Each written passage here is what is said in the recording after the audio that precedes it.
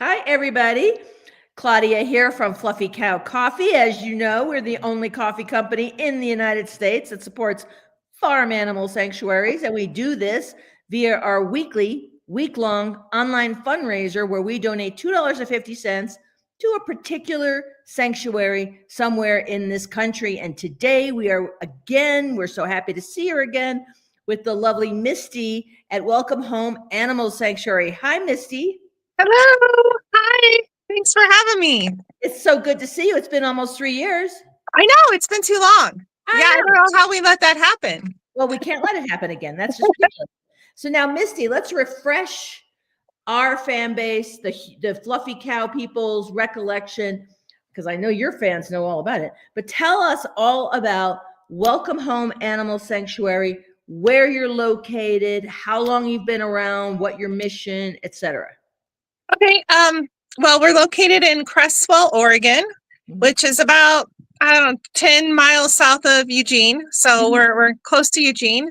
Just a little town here, farm country, trying to spread the good word. Not easy. Not an easy task. Not easy. Yeah, in a minute, I'll have to tell you what we did last year. That was pretty amazing. In our small little farm community, we had here I am jumping ahead, but I'll get back to that. Oh, well, we actually, with the city of Cresswell, which is total, I'm not kidding, like we're surrounded by farms, like, animal agriculture. We had a vegan festival sponsored and supported by the city of Cresswell. And it was absolutely incredible and amazing. And it just brought a lot of awareness to our little tiny community of Cresswell. That's awesome. How many people attended? It's hard to say, but there were a lot of people, at least, I forget what the what they predicted, but a couple thousand people came. Really? Yeah. It was really, it was in honor of Romeo. So Romeo is the world's tallest living steer, right? And he lives here at Welcome Home. And it was just an honor of celebrating him in our little community. And they wanted to have a festival for him. And I said, absolutely, let's do it. But I won't do it unless it's a vegan festival. And they totally supported it. And it was amazing. So tell me, how was your messaging received by the participants who showed up? So it was mixed. Sure. Obviously in this community, it was mixed. There were, the public that came, I didn't hear a single complaint. Everybody was super happy. It was more like the vendors that could only serve vegan food, or they felt like they were being shortchanged or something, like that they couldn't do what they normally would typically do, and they had to use vegan ingredients or whatever it was. They had to change their menus. They had to, but really they still sold out, and it was still amazing. And I don't know why they were complaining, but we ran into some obstacles. Just people that weren't familiar with vegan lifestyle and how easy it is to like make a vegan soup, because we did it in fall. It was a fall festival, and so we had like vegan soups and just all kinds of things, and it was hard for some people to wrap their mind around making a vegan soup. And I'm like, it's regular soup. It's really not that hard. Right. And I think that helped a lot of people realize, how easy it is to switch any recipe you have and make it vegan. And it was pretty cool. They wanted to do another festival with us this year, but they wanted to not make it a vegan festival. And so we said, no, thank you. We won't be a part of that. But it was fun. And I think they're missing out. I think that it could have been a big thing for Cresswell, but well, maybe, look, it was successful the first time. Yeah. Right? Yeah. And it was called a vegan festival, right? Yeah, absolutely. Yep. They knew, everyone knew. And in fact, you couldn't even be a vendor. You weren't accepted as a vendor unless you were completely vegan. And it was great. And a lot of people came. And I think if they would have let us continue with it, partnering with us, it would have gotten to be a really big thing. But, it's hard for some people to give up what they're used to and accept change. Yeah. But I wouldn't give up if I were you. I mean, so you skip a year or two or whatever, people, city councils change, planning commissions change, people change, keep at it, because I think you're right. If you had 2,000 people at an obviously marketed as a vegan fest, Yeah. in a rural community in Oregon, that is spectacular. I still get chills because it was just so incredible. It was really, really an amazing time. I can definitely talk to them about it again. They had talked about maybe doing another celebration fall festival with a different nonprofit, which if they go that route, that's great. But, I will present it again and just see how they're feeling. But sure. I'll give it a year of them missing out on us. Yeah, exactly. Right. See what happens.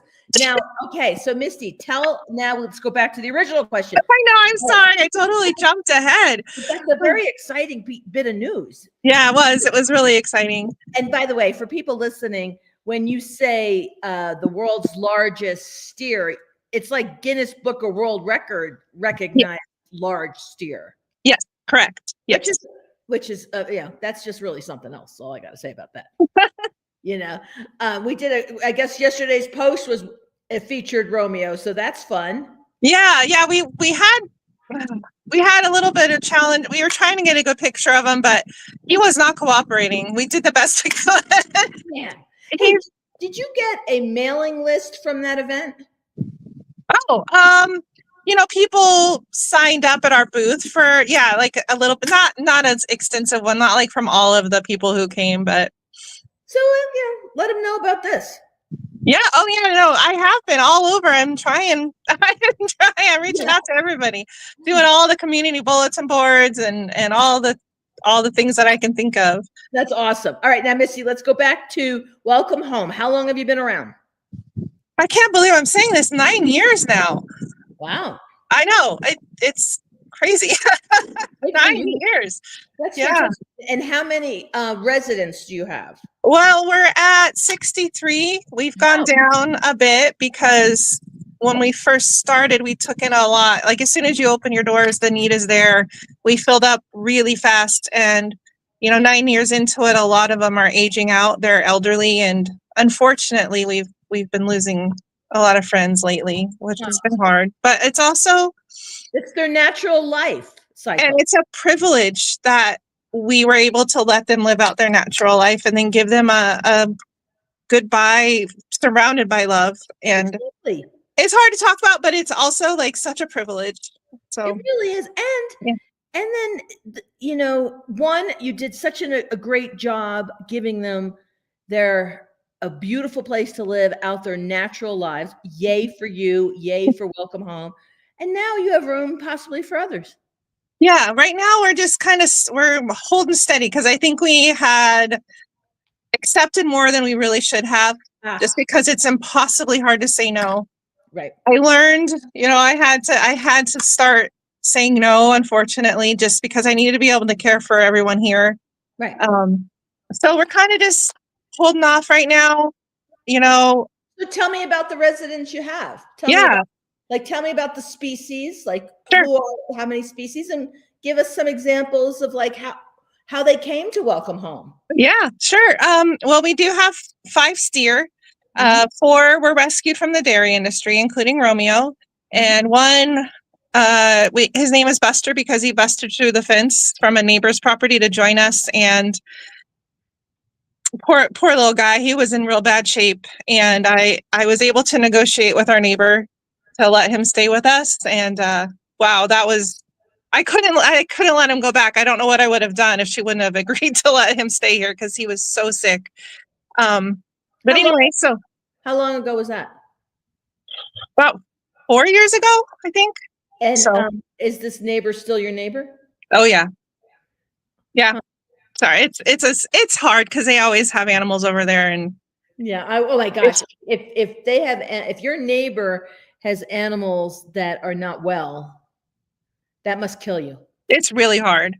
Thankfully, they're on the other side of the 10 acres. So I don't have to be next to them all the time, but their animals have often ended up on our property, and sadly, most of the time we have to give them back to them. But we weren't letting Buster go. It was just one of those things where our whole community, our volunteer base, we all just said, no, he's not going back there. We're not sending him back.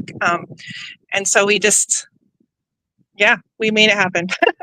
I But think anyway, I might have told you this 2-3 years ago, but we have a sanctuary locally where I am as well in Utah, and I'm in rural Utah. And this sanctuary is in rural Utah, and it's called Saving Gracie. And the founder, Gracie, was a buster but it was a horse. oh, It was a horse, and she saved the horse, and she negotiated to get the horse medical care mhm, with the owners that were neglecting the horse. mhm. And she said, "I'll pay for the medical care. May I take him or her?" And she took her, got her healthy, and didn't return her. Yeah, good, And good. and Yeah, then started a sanctuary called Saving Gracie. that's beautiful.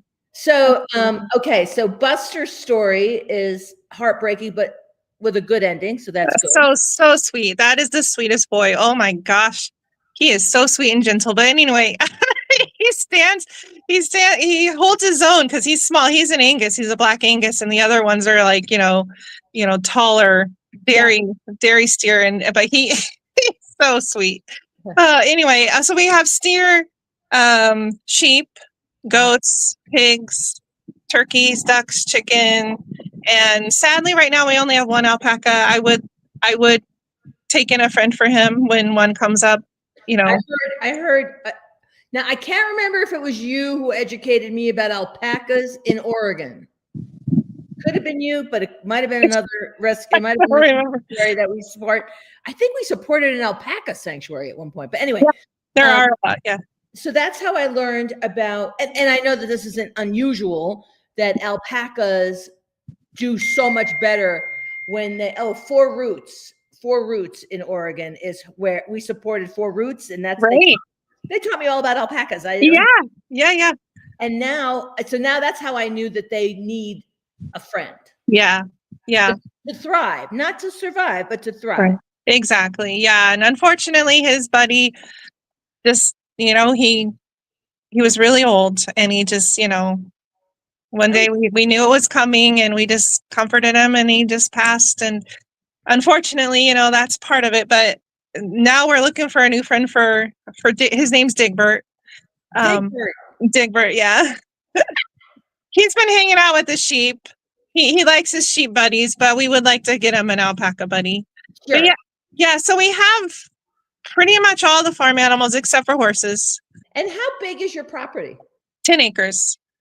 And of that 10 acres, how much have you done whatever improvements need to be done to house the species in that area?